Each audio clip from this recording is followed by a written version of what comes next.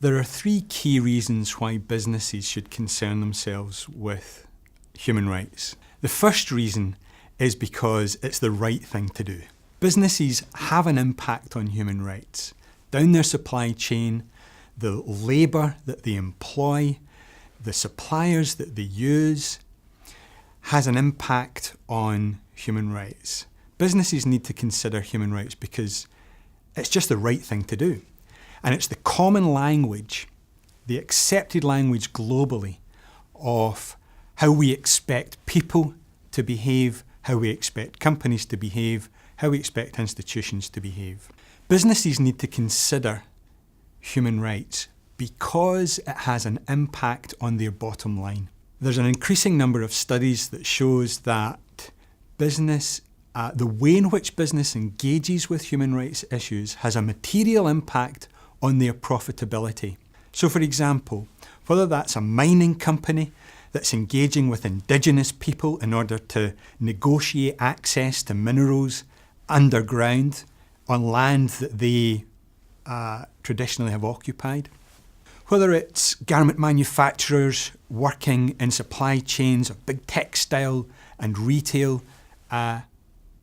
companies, or whether it's IT companies and the way in which they deal with security issues, freedom of speech, and the security of individuals' personal data, all of these things have a material impact on company profitability.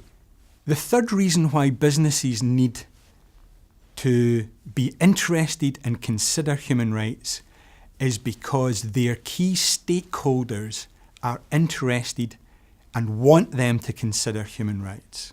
What do companies need in order to be profitable? They need the best talent, they need the best workforce. Increasingly, research is showing us that the best talent, the most talented young graduates don't want to work for companies that have a bad human rights record, whose name is in the press because of modern day slavery issues, environmental pollution, or the violation of workers' rights.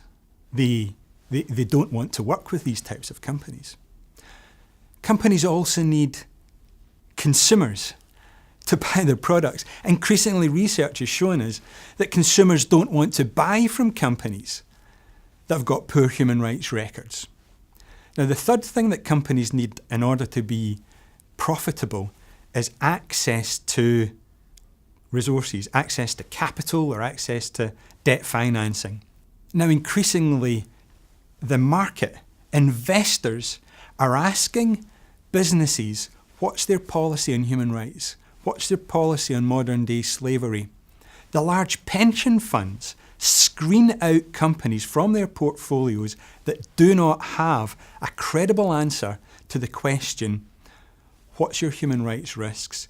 How are you addressing them? What's the impact on your bottom line? What's your management processes and internal control systems for ensuring that your supply chains are free from human rights violations? If companies can't credibly answer that, investors will go elsewhere. We have research that's showing us that. If they're not going to the markets for finance and they're going to the banks for finance, again, increasingly our research is showing us that banks are screening for human rights risks in the loans that they give to companies.